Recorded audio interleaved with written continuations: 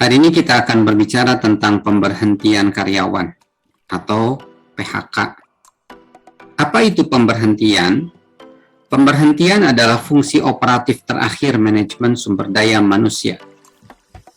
Jadi setelahnya berbagai macam praktek manajemen sumber daya manusia dilaksanakan oleh perusahaan, dari mulai perencanaan SDM, analisa jabatan, rekrutmen, seleksi, penerimaan, penempatan, pelatihan, pengembangan, kompensasi, manajemen kompetensi, dan seterusnya, maka pemberhentian adalah fungsi yang terakhir.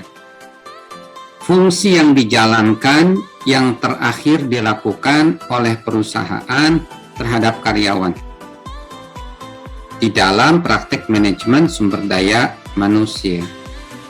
Sinonim dari pemberhentian ini adalah separation atau pemisahan, kemudian pemutusan hubungan kerja atau PHK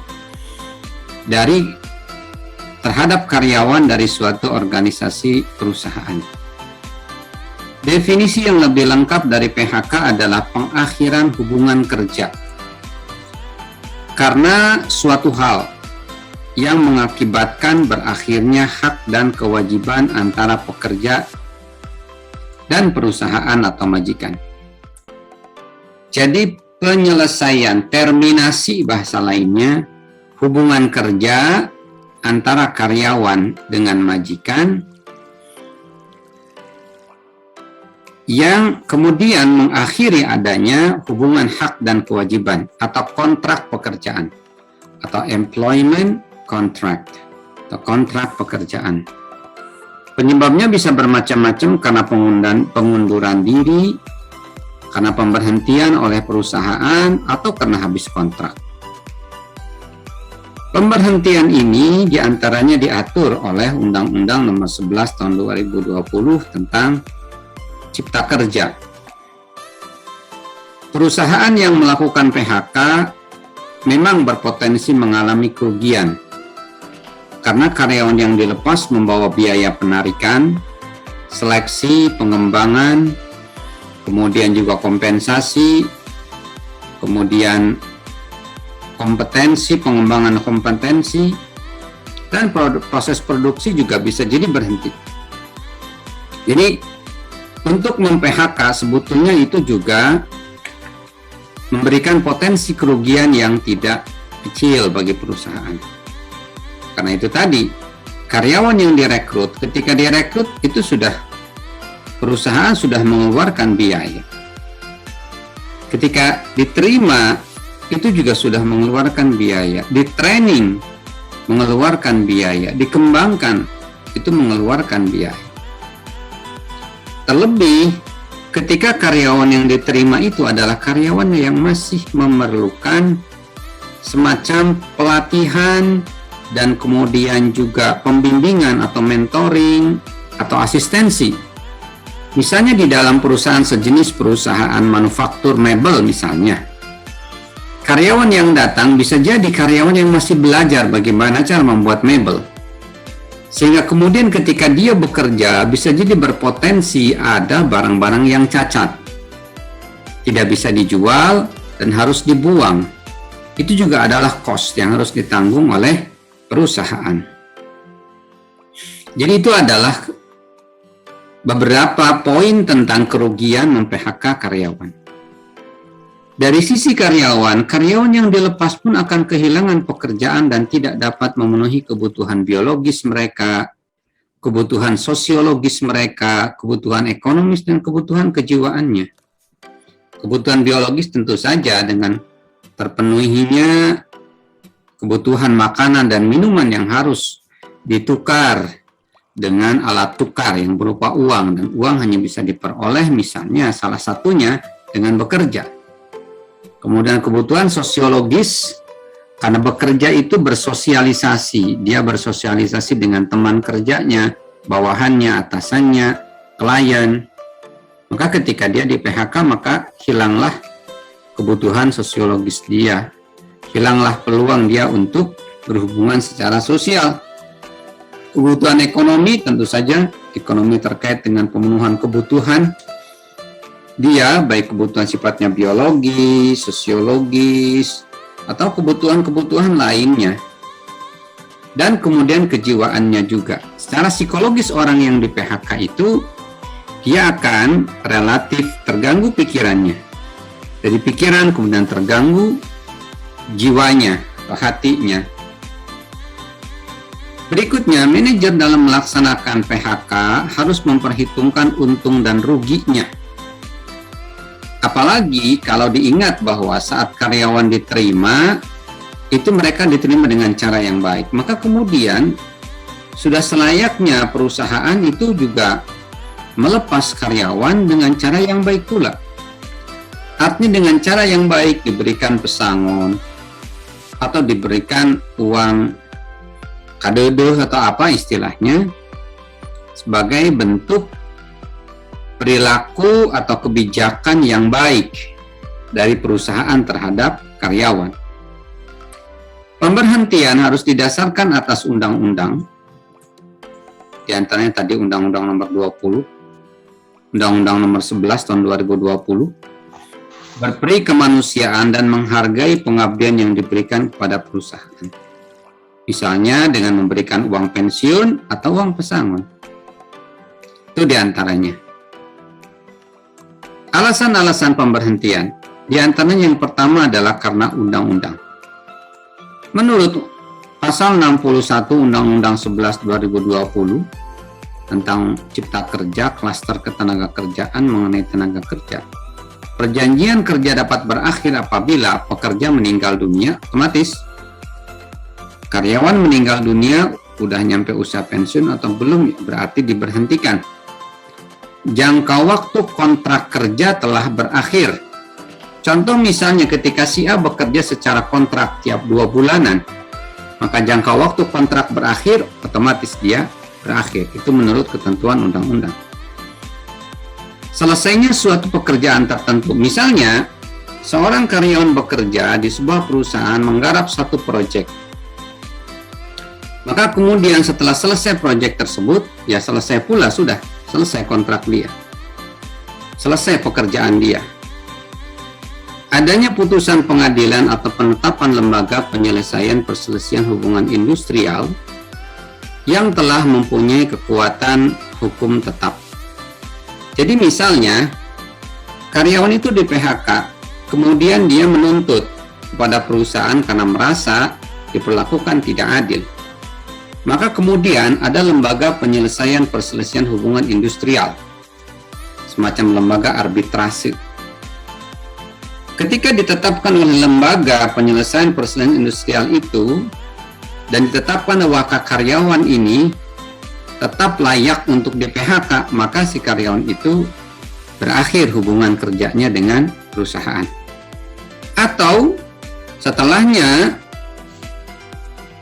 urusan dengan lembaga penyelesaian perselisihan hubungan industrial itu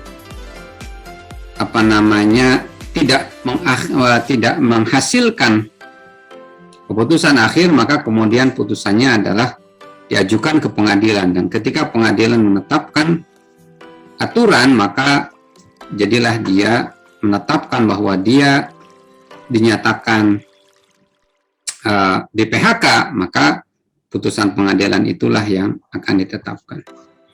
Adanya keadaan atau kejadian tertentu yang dicantumkan dalam perjanjian kerja, peraturan perusahaan atau perjanjian kerja bersama yang dapat menyebabkan berakhirnya hubungan kerja. Keadaan atau kejadian yang dicantumkan dalam perjanjian kerja atau peraturan perusahaan atau perjanjian kerja bersama ini merupakan sebuah aturan yang sifatnya internal. Internal yang ditentukan oleh perusahaan. Misalnya perusahaan mengatakan ada ketentuannya, misalkan ada polisinya, ada kebijakannya. Ketika karyawan itu misalnya selama 3 kali berturut-turut dilakukan penilaian kinerja dan dinyatakan hasil penilaian kinerjanya itu buruk, katakan dari 1 sampai 5, dia di bawah 3, kalau 3 itu kan sedang, kalau 2 itu buruk misalkan, kalau 1 buruk sekali. Misalnya.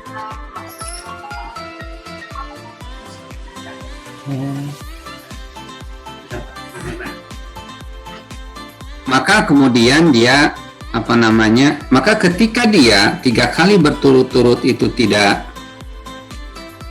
mencapai minimal standar penilaian kinerja, maka dia bisa dikeluarkan oleh perusahaan. Kemudian, atau misalnya perusahaan menetapkan kebijakan ketika si karyawan itu mencuri barang perusahaan dan ketahuan dengan nilai sekian-sekian, maka dia akan di-PHK. Maka ketentuan itu mengikat kepada karyawan yang melakukan pelanggaran, maka dia akan mendapatkan sanksi tersebut.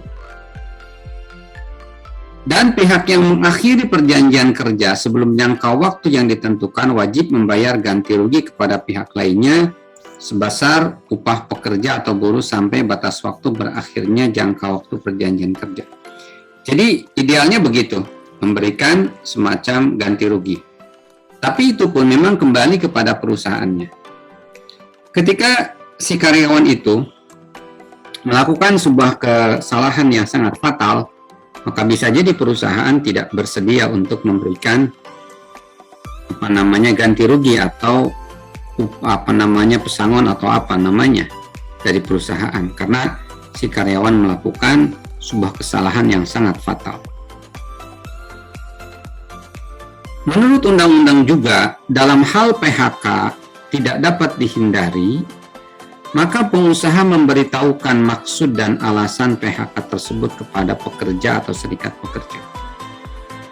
Contoh misalnya seperti sekarang PHK yang tidak dapat dihindari karena perusahaan mengalami penurunan revenue atau pendapatan diakibatkan karena COVID.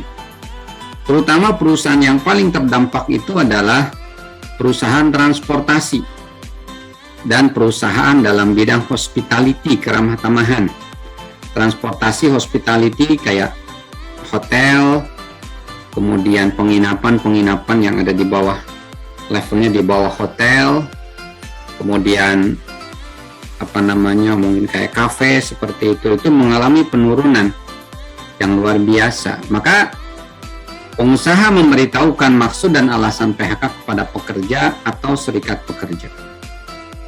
Apabila pekerja telah diberitahu dan menolak PHK, barulah diselesaikan melalui perundingan bipartit. Bi itu 2, partit itu party, 2 kelompok, yakni antara pengusaha dengan pekerja dan atau serikat pekerja. Jika perundingan 2 kelompok itu tidak mencapai kesepakatan, maka PHK diselesaikan ke tahap berikutnya sesuai mekanisme penyelesaian hubungan industrial. Begitu. Jadi ketika tidak sepakat, maka kemudian diselesaikan kepada penyelesaian hubungan industrial melalui tadi lembaga arbitrase. Ketika juga mentok, maka bisa dilanjutkan ke pengadilan. Seperti itu. Alasan-alasan pemberhentian. Pertama, karena keinginan perusahaan. Jadi, alasan yang pertama ini dikarenakan undang-undang. Maka undang-undang mengaturnya seperti ini.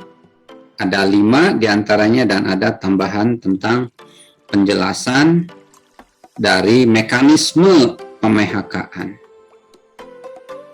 Berikutnya, alasan lain pem-PHK itu karena keinginan perusahaan. Alasannya karyawan tidak mampu menyelesaikan pekerjaannya.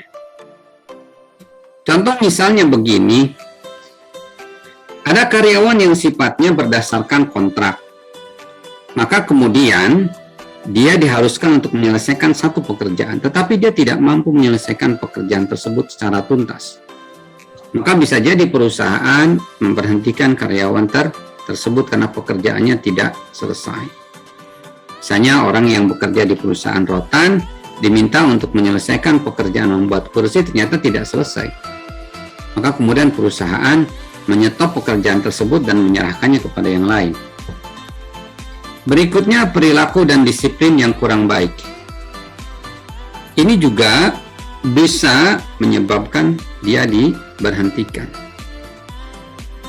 Melanggar peraturan tata tertib perusahaan, ini juga merupakan bagian dari keinginan perusahaan yang dikarenakan perusahaan sudah menetapkan aturan-aturan tetapi si karyawan tidak melaksanakannya. Makanya penting, perlu dicatat untuk kita bahwa ketika kita membuat sebuah perusahaan, maka harus ada aturan-aturan dan sanksi ketika ada pihak-pihak yang melanggar aturan tersebut.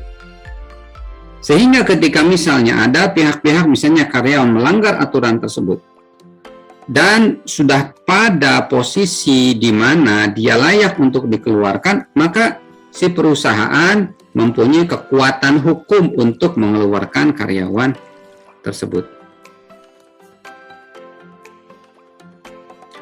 Tidak dapat bekerja sama dan terjadi konflik dengan karyawan lain, maka si karyawan itu pun akan ketika karyawan tidak bisa bekerja sama dan bahkan kemudian terlibat konflik dengan karyawan lain, maka hal ini bisa menyebabkan dia diberhentikan.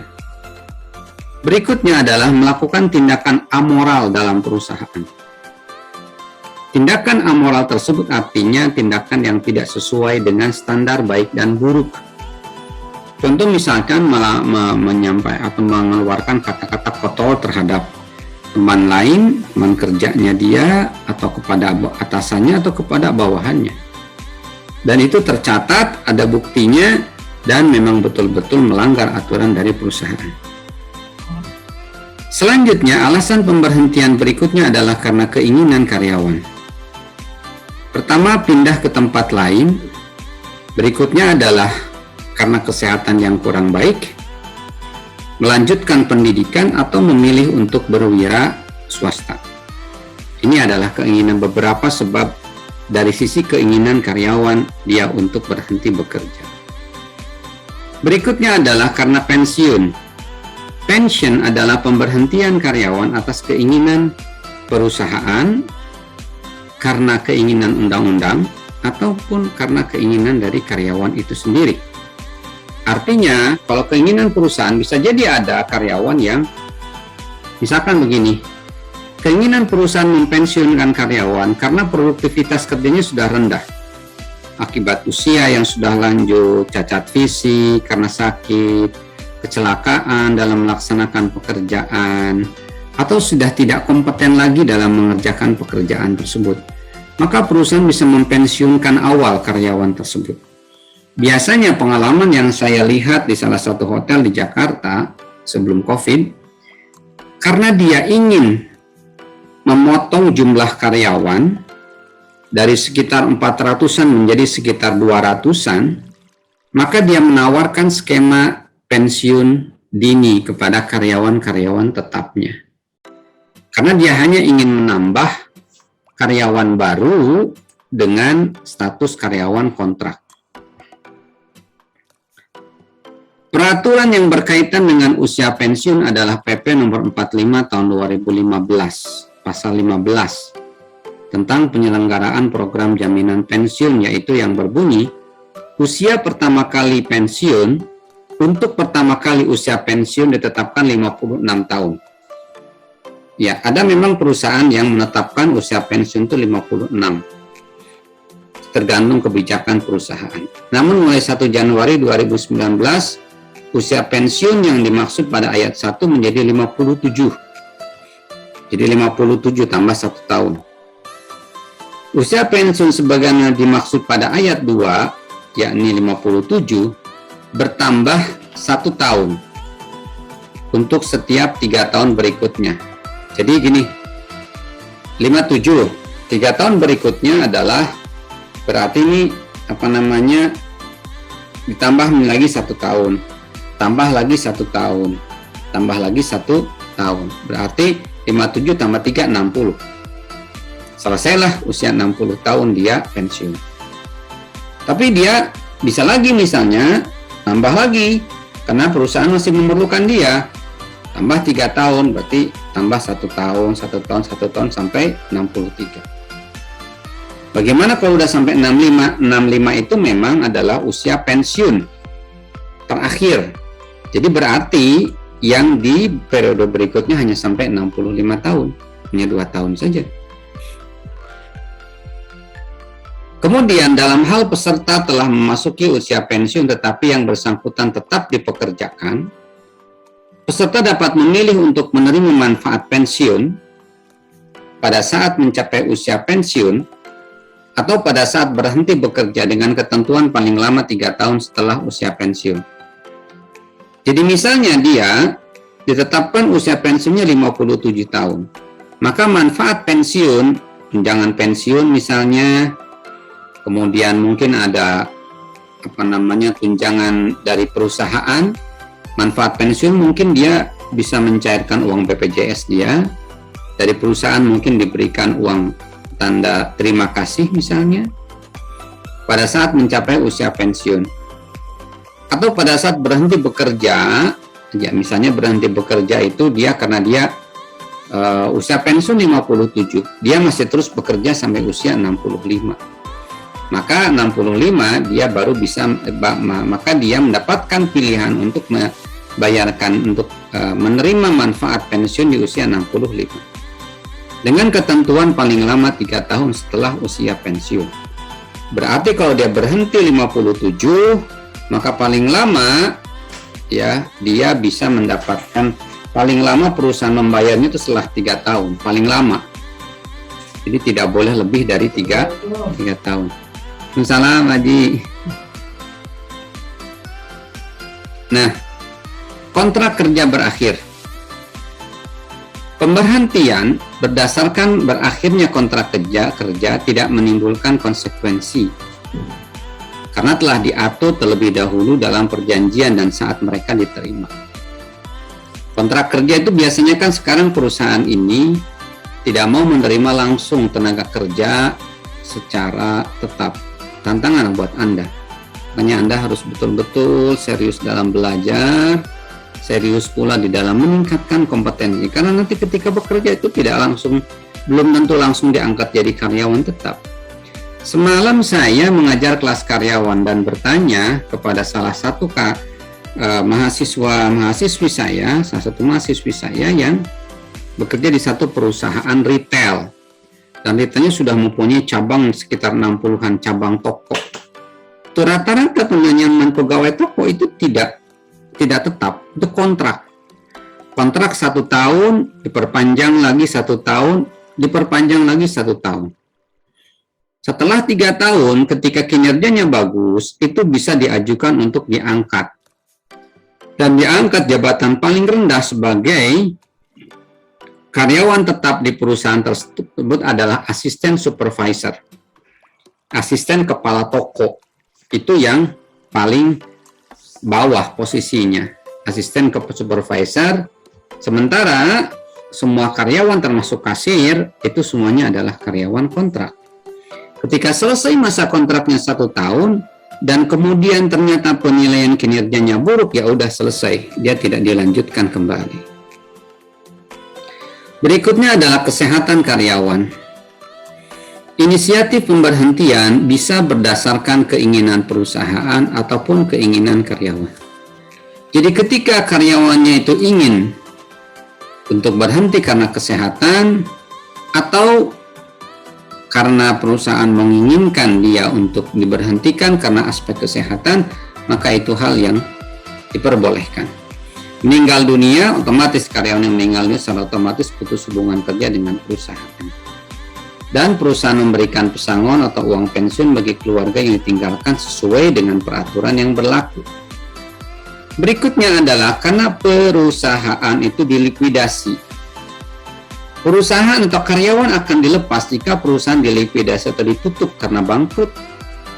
Bangkrutnya perusahaan harus berdasarkan ketentuan hukum yang berlaku. Sedang karyawan yang dilepas harus mendapatkan pesangon sesuai dengan ketentuan pemerintah. Seperti itu. Ini makanya perusahaan itu yang walaupun kemudian dia itu sedang dalam posisi yang sangat sehat, maka harus saving. Karena bisa jadi ketika dia tiba-tiba harus tutup karena bangkrut, maka kemudian dia harus membayar pesangon. Jadi Perusahaan itu siklus ya, seperti roda. Ketika dia di atas, dia mempunyai pendapatan banyak, maka dia harus menghemat. Karena bisa jadi ketika dia di bawah, dia harus mengeluarkan uang.